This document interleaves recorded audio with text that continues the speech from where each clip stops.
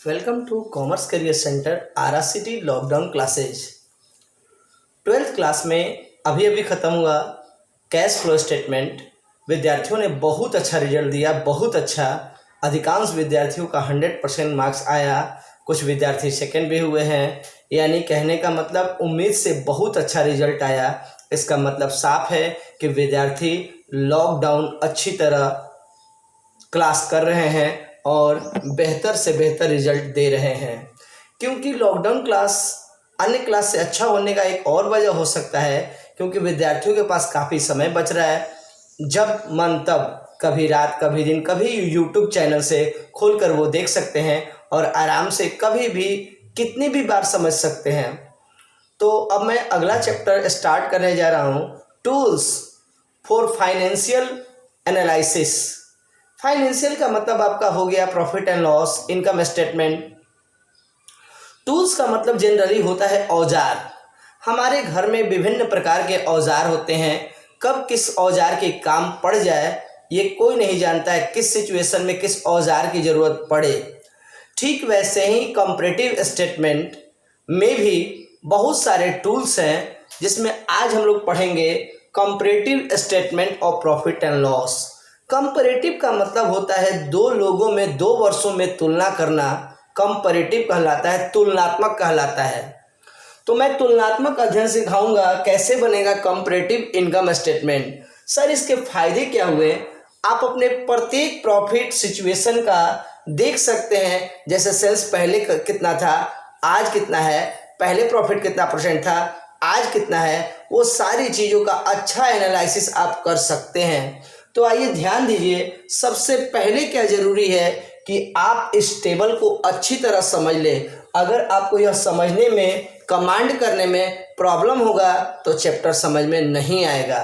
आइए ध्यान दिया जाए। सबसे पहले लेना होगा चारों ये कॉलम मैं समझा दूं।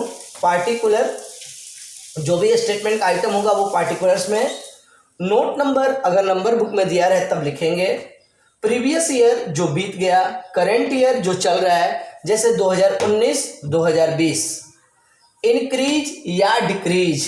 इंक्रीज मतलब ओपन रहेगा, डिक्रीज ब्रैकेट में रहेगा। उसके बाद है परसेंटेज। कैसे निकालेंगे परसेंटेज बताएंगे, वेट कीजिए। ये स्टेटमेंट को जरा ध्यान से देखिए, सुनिए कैसे एडलेस करना होगा।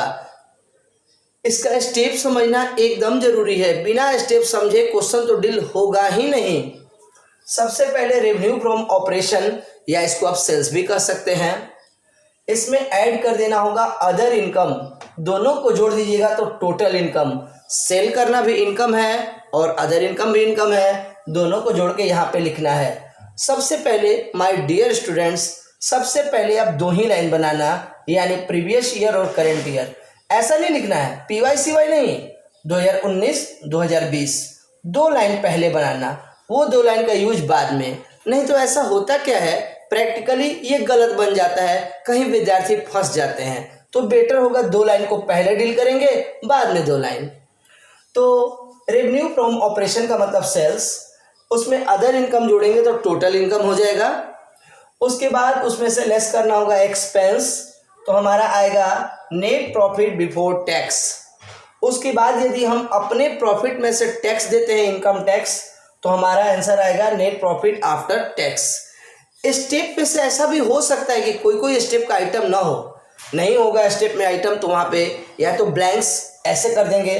जैसे मान लिया जाए एक्सपेंस नहीं है तो डैश या नील लिख देंगे, डैश या नील से काम चलेगा। आइए मैं आपको एक लाइन थोड़ा सा इसका रिव्यू दिखाता हूँ, ताकि आपको समझ में आए कि ये कुछ भारी नहीं है। जैसे मान लिया जाए कि सेल्स पहले था 1 लाख, फिर बाद में हो गया 2 लाख, तो ये कितना बढ़ गया सर, 1 लाख रुपया बढ़ गया। बढ़ गया मतलब इंक्रीज। इंक्रीज कैसे पता चलेगा, जब ब्रैकेट नहीं रहेगा तो लोग जानेंगे इंक्रीज है। इसका परसेंटेज कैसे निकलेगा, परसेंटेज निकालना काफ़ी आसान है। 1 लाख का परसेंटेज कैसे निकालेंगे, 1 लाख गुना 100 और बटा में प्रीवियस ईयर का अमाउंट। प्रीवियस ईयर का अमाउंट कितना है, 1 लाख। जितना बढ़ा उसको कहेंगे इंक्रीज, इंक्रीज गुने 100 बटा में प्रीवियस ईयर का अमाउंट 1 लाख से 1 लाख कैंसिल, यानी कि आपका 100% इंक्रीज हुआ है बिक्री। इस तरीके से आपको ये सारा कॉलम क्लियर करना होगा, तब जाके आपका ये बनाने आएगा। इसके लिए आपके बुक का एग्जाम्पल नंबर 1 दिया हुआ है। अगर कभी ऐसा भी हो कि अगर आपको ये घटता हुआ नजर आएगा तो ये ब्रैकेट में रखिएगा। जब ये ब्रैकेट में रहेगा तो उसका परसेंटेज भी ब्रैकेट में ही रखना होगा। तो एग्जाम्पल नंबर 1 को बनाने का प्रयास करेंगे मेरे स्टूडेंट्स। अगर आपको ऐसा लगता है कि एग्जाम्पल में कहीं प्रॉब्लम है, एग्जाम्पल में परसेंटेज तो सबका निकाला है लेकिन उसने शो किया है मात्र 2, लेकिन जितनी बार परसेंटेज निकाला गया है 1 2 3 4 5 6 बार निकाला गया है परसेंटेज, तो आपको परसेंटेज 6 का वर्किंग करना होगा। जैसे मैंने एक वर्किंग किया, वैसे एग्जाम्पल नंबर 1 को बनाते समय आप 6 बार वर्किंग करेंगे, तब जाके आपका क्वेश्चन सही माना जाएगा। हालांकि ये चैप्टर बहुत आसान है, बस कैलकुलेशन पर आधारित है। तो एग्जाम्पल नंबर 1 बनाने का प्रयास करेंगे विद्यार्थी, लेकिन उससे पहले मैं आपको फिर हिदायत देता हूं कि पहले आप इसको स्टेप को समझ लें। जो स्टेप में आइटम ना मिले उसे ब्रैकेट लिख देंगे या मतलब ब्लैंक्स या नील लिख देंगे, तो ये क्वेश्चन बनाने आपको आ जाएगा। तो एग्जाम्पल नंबर 1 को आप अच्छी तरह देखेंगे। जैसे रेवेन्यू फ्रॉम ऑपरेशन दिया है तो ऊपर लिख देंगे सेल्स है ये, उसके 2 ही लाइन पहले बनाना, पहले 2 लाइन उसके बाद उसको डील करना। साथ में चारों लेकर चलोगे तो हो सकता है गलती हो जाए। इसमें ऐड करना है अदर इनकम। अदर इनकम दिया हुआ है बुक में एग्जाम्पल में, तो ये हो जाएगा हमारा टोटल इनकम। टोटल इनकम में से लेस कर देंगे हम लोग एक्सपेंस लेस करेंगे तो नेट प्रॉफिट आफ्टर टैक्स आ जाएगा। उसके बाद इनकम टैक्स नहीं दिया है तो बस हम क्वेश्चन जब एग्जाम्पल बनाएंगे तो यहीं तक ही डील करेंगे, इसके आगे डील नहीं कर पाएंगे क्योंकि इसमें इनकम टैक्स दिया ही नहीं है। उम्मीद करते हैं कि एग्जाम्पल बनाने आपको आ जाएगा। नहीं आएगा तो आप मेरे को कॉल करना, वॉइस मैसेज करना, हमारे यूट्यूब चैनल पे कमेंट करना। और इस तरीके से आपका आज का एग्जाम्पल नंबर 1 पहले अच्छी तरह देखना होगा। चैप्टर को जब बहुत अच्छा करना है तब तो माइंड को एकदम कूल रखना होगा। पहले रूल समझ लो, रूल पर कमांड कर लो, एग्जाम्पल बना लो, तो कल से एक्सरसाइज शुरू होगा। तो इसी के साथ मैं विदा लेता हूँ। जय हिंद।